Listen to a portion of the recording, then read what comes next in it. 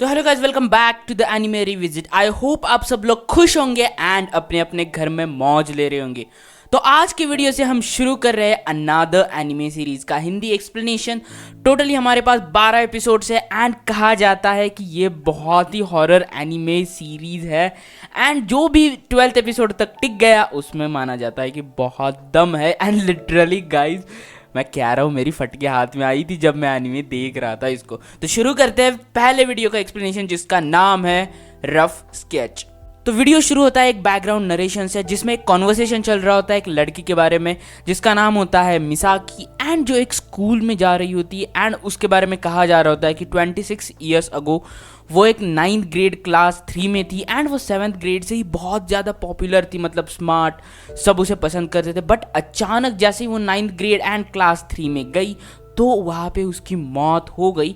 But after some time किसी लड़के को वो दिखने लगी एंड उसके बाद पूरे स्कूल ने उसको बेंच दिया सेपरेट, प्लस जैसे ही उनका हाई स्कूल ग्रेजुएशन था तब भी उसके लिए खाली चेयर रखी गई थी। तो कन्वर्सेशन में जो अगली लड़की होती है वो तो कहती है भाई ये तो अच्छी बात है कि उसके लिए सब ऐसे किया, बट वो कहता है कि ये तो बस स्टोरी की शुरुआत थी एंड असली स्टोरी अब यहाँ से शुरू होगी। तो कहानी आगे बढ़ती है एंड एक हॉस्पिटल में एक लड़का अचानक उठता है जिसका नाम होता है कोइची एंड वो हॉस्पिटल में क्यों होता है अब इसके बारे में तो हमें पता नहीं, बट भाई कुछ तो ऐसा घड़ा है जिसके वजह से उसको कुछ तो हुआ था एंड वो हॉस्पिटल में था। तो वो टोक्यो से ट्रांसफ़र हो चुका होता है उस शहर में, वो उस शहर के लिए स्कूल में नया आया होता है।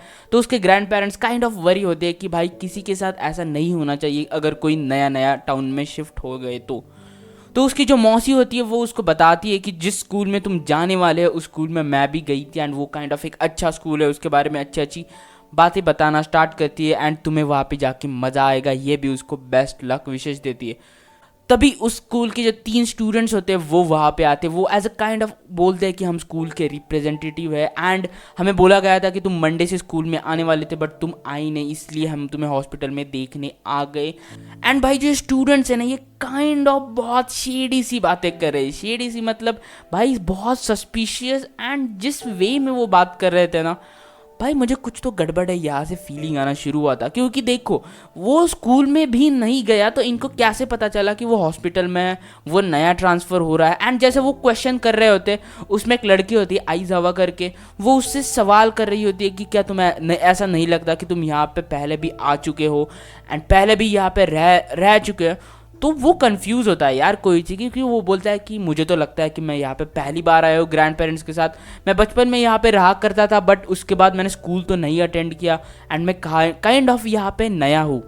तो वो सब उसे नोट्स देते हैं, वो उसे बुके देते हैं, वो उसे बेस्ट लक विश देते हैं। एंड गाइज मैंने पूरा school, high school, college, graduation सब किया है बट ये ऐसी चीज़ मेरे साथ कभी नहीं हुई कि स्टूडेंट्स खुद आए ऐसे अननोन लड़के के लिए।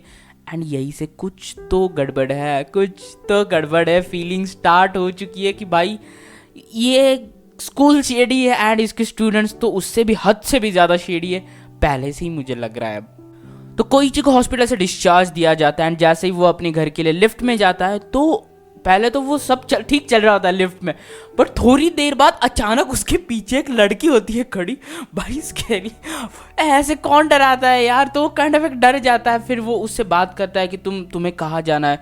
तो वो एक बेसमेंट में जा रही होती है तो वो पूछता है कि एक अंधेरी जगह में एक अकेली लड़की क्यों जा रही हो। तो वो बोलती है कि मेरी दूसरी हाफ वहाँ पे इंतज़ार कर रही है। मतलब ये भी शेडी सी बातें कर रही है, मतलब कोई तो सीधी बात करो यार। तो ये भी एक शेडी सी, एंड वो अंधेरे में गुम हो जाती है।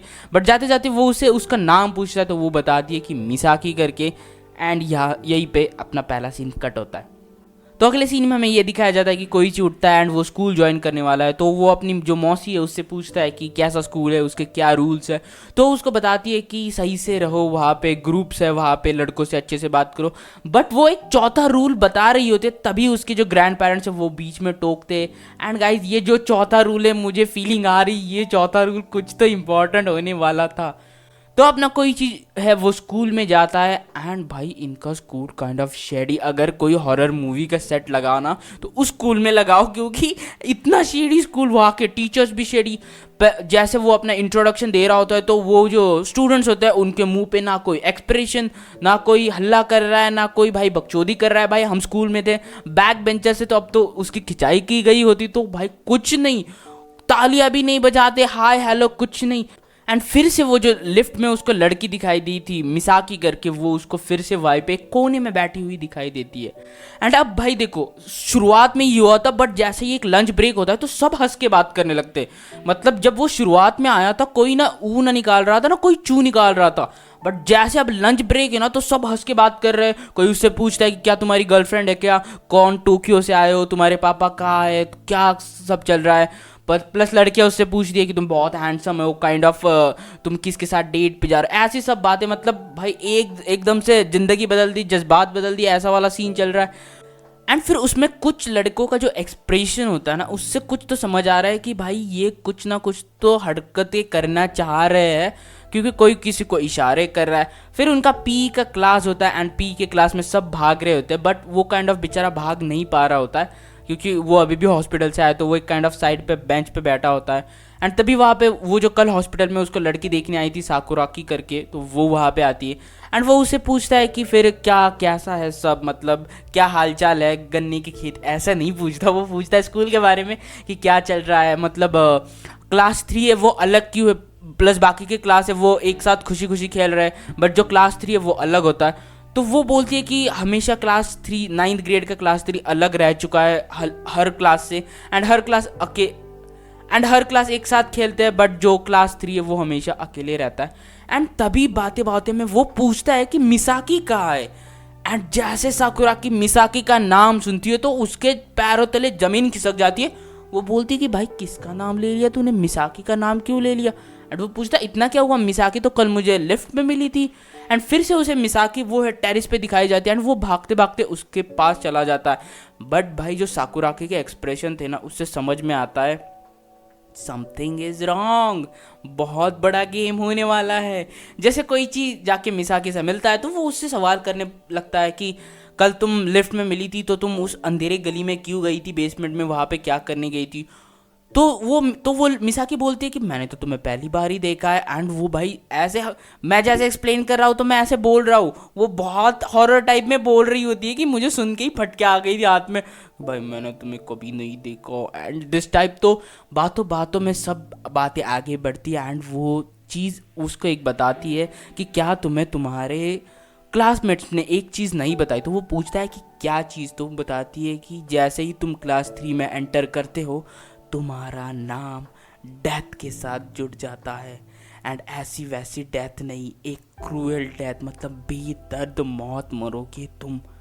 भाई ये सुन के ना, अगर मैं कोईची होता ना, मैं अपनी बैग भरता, मैं उस शहर से बस का टिकट पकड़ता, सीधा टोक्यो भाग जाता, मुझे स्कूल नहीं करना है, राम राम, मैं अनपढ़ रहूँगा।